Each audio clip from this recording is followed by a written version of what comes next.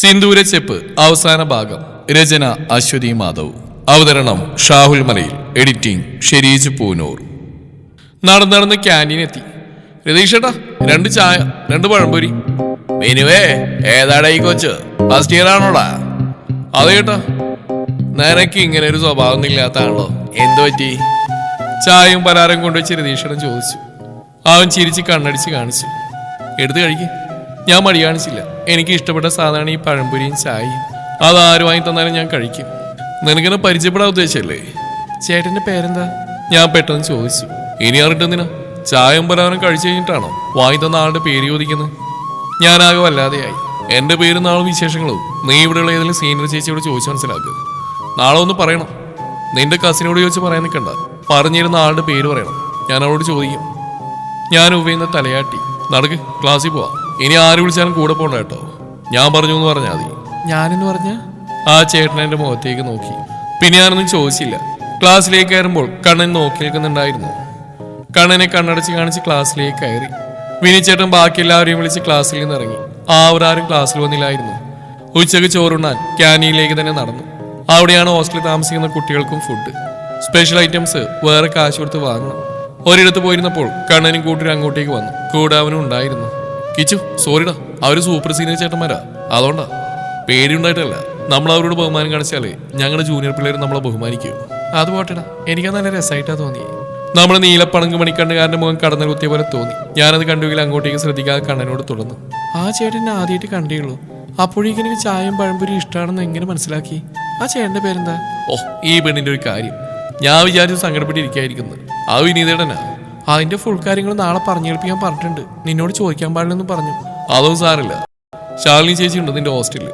വിനിച്ചേട്ടന്റെ നാട്ടുകാരിയാ. ചേച്ചിനോട് ചോദിച്ചാൽ മതി, പറഞ്ഞുതരും. ഒരു പാവം ചേച്ചിയാ. ഇതൊന്നും നമ്മുടെ കക്ഷിക്ക് ഇഷ്ടപ്പെടുന്നില്ലെന്ന് മുഖം കാണുമ്പോൾ അറിയാം. വേഗം ഊണഴിച്ച് ക്ലാസ്സിലേക്ക് വന്നപ്പോഴാണ് ഉച്ച കഴിഞ്ഞ് ക്ലാസ്സിലാന്ന് അറിയുന്നത്. സീനിയർ ചേട്ടന്മാർ വരുന്നതിന് മുമ്പ് ഹോസ്റ്റലിലെത്താൻ വേഗം ഇറങ്ങി നടന്നു. ഹോസ്റ്റലിലേക്ക് എത്തി വീട്ടിലേക്ക് വിളിച്ച് കുഴപ്പമൊന്നുമില്ലെന്ന് പറഞ്ഞു. വെറുതെ എന്തിനാ അവരെ കൂടി ടെൻഷൻ അടിപ്പിക്കുന്നത്? കുറച്ചു നേരം ഞങ്ങൾ കോളേജ് വിശേഷം പറഞ്ഞിരുന്നു. ചീത്തുവിനെ വിളിച്ചുകൊണ്ട് പോയ ചേട്ടൻ അവളെ പ്രപ്പോസ് ചെയ്തെന്നും അവളെ കൊണ്ട് തിരിച്ച് ഇഷ്ടമാണെന്ന് പറയിപ്പിച്ചെന്ന് പറഞ്ഞു. അപ്പോൾ ഞാൻ വിചാരിച്ചു തന്നെ വിളിച്ച ചേട്ടൻ എത്രയോ ഭേദമാണെന്ന്. പിന്നെ ശാലിനി ചേച്ചിയുടെ മുറി തപ്പി ഇറങ്ങി. 3-ാം നിലയിലായിരുന്നു. ഒരുവിധം ചോദിച്ച് അങ്ങോട്ടെത്തി. മുറിയുടെ വാതിലിൽ മുട്ടി. ഒരു ചേച്ചി വന്ന് വാതിൽ തുറന്നു. മോഡേൺ ഡ്രസ് ആയിരുന്നു. എന്താ? ശാലിനി ചേച്ചിയെ കാണാമെന്നാ? ശാലു ടെറസിലുണ്ട്. ആവും പറഞ്ഞ ആ ചേച്ചി വാതിലടച്ചു. ഞാൻ ടെറസിലേക്ക് നടന്നു. ടെറസിൽ കുറച്ച് പേര് മാത്രമേ ഉണ്ടായിരുന്നുള്ളൂ. ഞാൻ ഒരാളോട് ശാലിനി ചേച്ചി ഏതാണെന്ന് ചോദിച്ചു. ഒരു ചേച്ചി ദൂരെ നിന്ന് ഫോൺ ചെയ്യുന്ന കാണിച്ചു തന്നു. ആ ചേച്ചിയുടെ അടുത്തേക്ക് നടന്നു.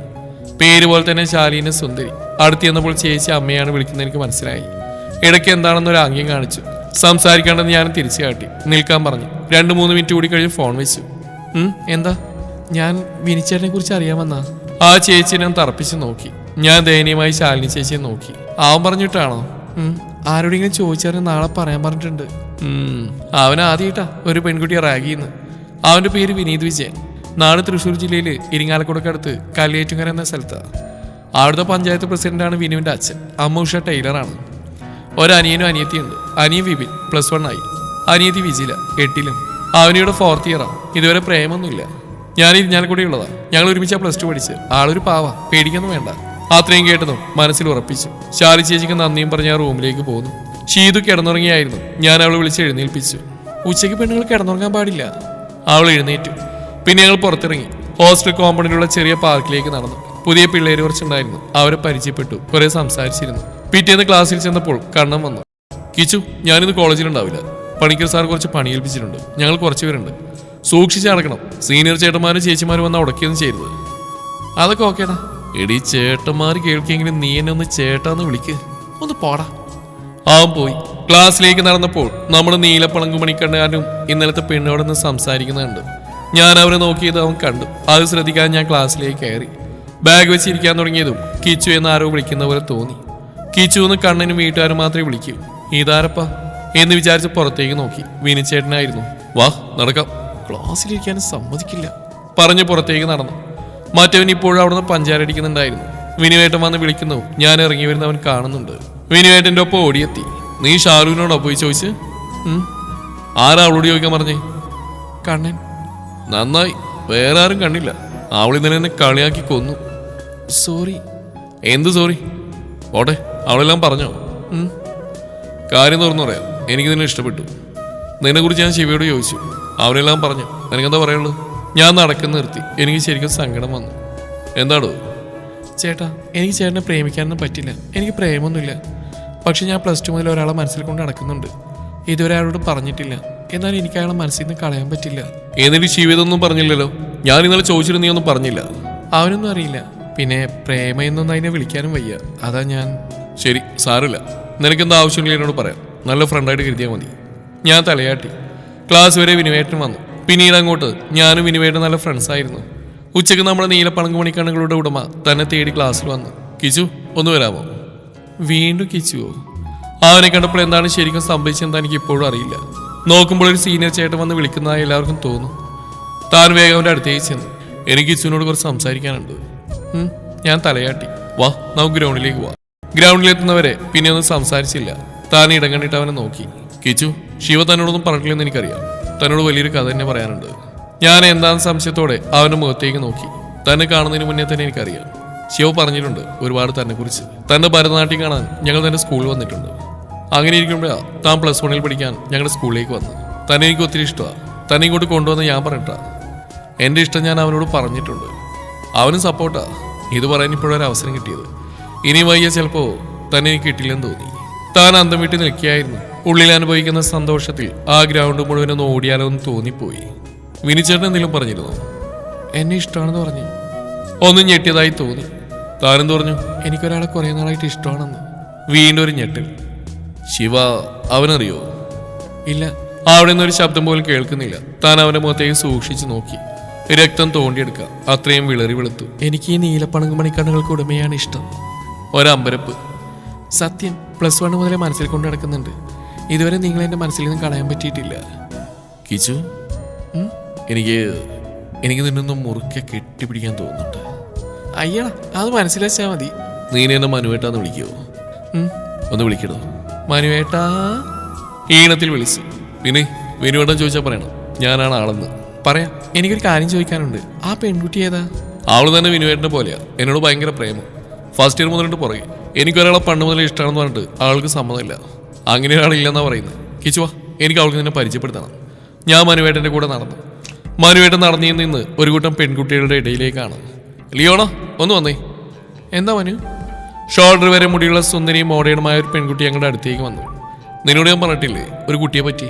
അത് ഇവളാ, കിച്ചു, കീർത്തി. ലിയോനയുടെ മുഖം ദേഷ്യം കൊണ്ട് ചുവക്കുന്നതായി എനിക്ക് തോന്നി. അവൾ തന്നെ ക്രുദ്ധയായി നോക്കി. പിന്നെ ചുണ്ടിൽ ചിരി വരുത്തിയിട്ട് മനുവേട്ടനോട് പറഞ്ഞു, ഞാൻ വിചാരിച്ചു നീ എന്നെ ഒഴിവാക്കാൻ പറയുന്ന ന്യായീകരണമാണെന്ന്. Okay, all the best. അവൾ തിരിച്ചടക്കുമ്പോൾ തന്നെ ഒന്നുകൂടെ നോക്കി. പിന്നെ ക്ലാസ് കഴിഞ്ഞ് ഹോസ്റ്റലിൽ എത്തിയപ്പോൾ തന്നെ നോക്കി സെക്കൻഡ് ഇയറിലെ ചേച്ചിമാർ ഇരിക്കുന്നുണ്ടായിരുന്നു. അവർ തന്നെ മുറിയിലേക്ക് വിളിപ്പിച്ചു. അത് ശാലു ചേച്ചി കണ്ടിരുന്നു. ലിയോണ മുറിയിലെത്തി എന്നെ മുടിക്കുത്തിന് പിടിച്ചു വലിച്ചു. നിനക്ക് പ്രേമിക്കാൻ വേറെ ആരും കിട്ടിയില്ല, അവന് മാത്രമേ ഉണ്ടുള്ളൂ? അതും ചോദിച്ച് മുഖം പൊത്തി അടിച്ചു. എന്റെ കണ്ണിൽ കൂടി പൊന്നീച്ച പറന്നു. അപ്പോഴേക്കും വാതിൽമുട്ട് കേട്ടു. ശാലി ചേച്ചിയും കൂട്ടുകാരുമായിരുന്നു. തന്നെ നിൽപ്പ് കണ്ടപ്പോൾ തന്നെ എനിക്ക് തള്ളിയിട്ടിയെന്ന് ചേച്ചിക്ക് മനസ്സിലായി. ചേച്ചി കൂടെ വന്നവരോട് എന്തോ പറഞ്ഞു. ആ ഒരു സെക്കൻഡ് ഇയറിലെ ചേച്ചിമാർക്കിട്ട് നല്ലപോലെ കൊടുത്തു. ഇനിയെങ്ങാനും ഇവിടെ നോവിച്ചാലുണ്ടല്ലോ.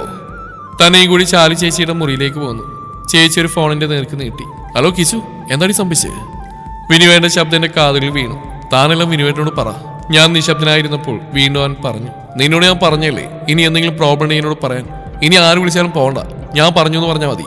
പിന്നീട് അങ്ങോട്ട് നല്ലൊരു സൗഹൃദവും പ്രണയവും തന്റെ കണ്ണന്റെ കൂട്ടുമായി കഴിഞ്ഞ ദിവസം വരെ കോളേജ് ലൈഫ് അടിച്ചു പൊളിച്ച് വരികയായിരുന്നു. ഇതിനിടയിൽ ശാലു ചേച്ചിയും വിനുവേട്ടനെല്ലാം പാസ് ഔട്ടായി. കണ്ണനും മനുവേട്ടനുള്ളതുകൊണ്ടും താൻ സീനിയർ ആയതുകൊണ്ട് അങ്ങനെ സുഖിച്ച് നടന്നിരുന്നതാണ്.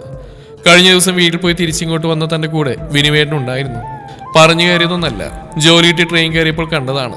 ടീച്ചർമാരെ അറിയിക്കാൻ വന്നതായിരുന്നു. ഇടയ്ക്ക് ഫോൺ വിളിക്കുമെങ്കിലും മനുവേട്ടന്റെ സ്വാർത്ഥത മൂലം പലപ്പോഴും ഞാൻ വിനുവേട്ടന്റെ ഫോൺ കോളുകൾ വിട്ടുകളയുമായിരുന്നു. അത് മനസ്സിലാക്കിക്കൊണ്ടാവാം വിനുവേട്ടനും ഫോൺ വിളികൾ കുറച്ചു. കണ്ണന് ഈ കാര്യത്തിൽ ഇടപെടാൻ കഴിയില്ലാത്തതുകൊണ്ട് അവരൊന്നും പറഞ്ഞില്ല. അങ്ങനെ വിനുവേട്ടന്റെ കൂടെ താൻ കോളേജിലേക്ക് വന്ന് ലിയോന മനുവേട്ടനോട് പെരുപ്പിച്ച് പറഞ്ഞു.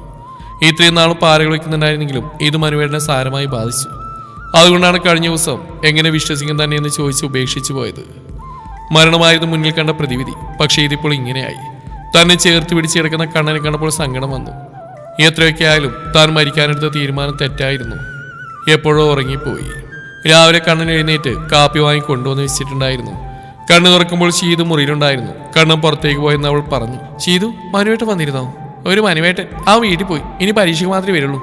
അവിടെ ക്ലാസ് നാളെ തീരും. അതിനു മുന്നേ അവൻ പോയി. എന്റെ കണ്ണിലൂടെ ഒലിച്ചിറങ്ങിയ കണ്ണുനീർ തുള്ളികൾ ചെയ്ത് തുടച്ചു കളഞ്ഞു. മുറിയിലേക്ക് വിനുവേട്ടനും കണ്ണനും കയറി വന്നു. കിച്ചു, ഞാൻ കാരണമല്ല നിനക്കിങ്ങനെ. സോറിടാ, ഞാൻ അവനോട് സംസാരിക്കാം. വേണ്ട വിനുവേട്ട, അവൻ എന്നെ വേണമെങ്കിൽ പോട്ടെ. സാരല്ല, എനിക്ക് നിങ്ങളൊക്കെ ഉണ്ടല്ലോ, അത് മതി. ഡിസ്ചാർജ് ചെയ്ത് കണ്ണന്റെയും വിനുവേട്ടന്റെയും ശീതുവിന്റെയും കൂടെ നാട്ടിലേക്ക് തിരിച്ചു വന്നു. കണ്ണന്റെ വീട്ടിലാണ് 2 ദിവസം നിന്ന്.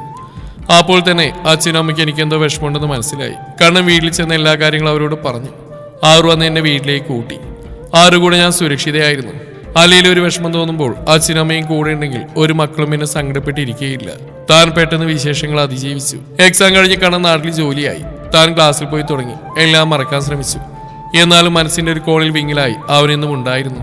ക്ലാസ് അവസാനിക്കാറായപ്പോൾ തനിക്ക് വീട്ടിലൊരു കല്യാണാലോചന വന്നു. എറണാകുളത്തെ ഡോക്ടറാണ്. വീട് തിരുവനന്തപുരത്താണ്. എറണാകുളത്തേക്ക് താമസം മാറിയവർ. 1.5 വർഷത്തിലേറെയായി മനുവേട്ടൻ തിരിച്ചു വരുന്ന പ്രതീക്ഷയോടെ കാത്തിരിക്കുന്നു. അച്ഛനും അമ്മയും ഈ കല്യാണത്തിന് നിർബന്ധിച്ചു. അവർക്ക് ചെറുക്കനെയും വീട്ടുകാരെയും ഇഷ്ടമായി. എക്സാം കഴിയുമ്പോൾ പെണ്ണ് കാണൽ ഉറപ്പിച്ചു. തടയാനൊരു വഴിയുണ്ടായിരുന്നില്ല. കണ്ണനും അവരുടെ കൂടെ കൂടി. എക്സാം കഴിഞ്ഞ് നാട്ടിലേക്ക് തിരിച്ചു വന്നു. പിറ്റേന്ന് പെണ്ണ് കാണൽ ചടങ്ങ് നടത്തി. ചെറുക്കൻ വന്നു, ചായ കൊടുത്തു. പക്ഷേ ചെറുക്കന്റെ മുഖത്തേക്ക് പോലും നോക്കിയില്ല. കുറച്ചു കഴിഞ്ഞപ്പോൾ ചെറുക്കൻ മുറിയിലേക്ക് കടന്നു വന്നു. കിച്ചുവിന് എന്നെ ഓർമ്മയുണ്ടോ?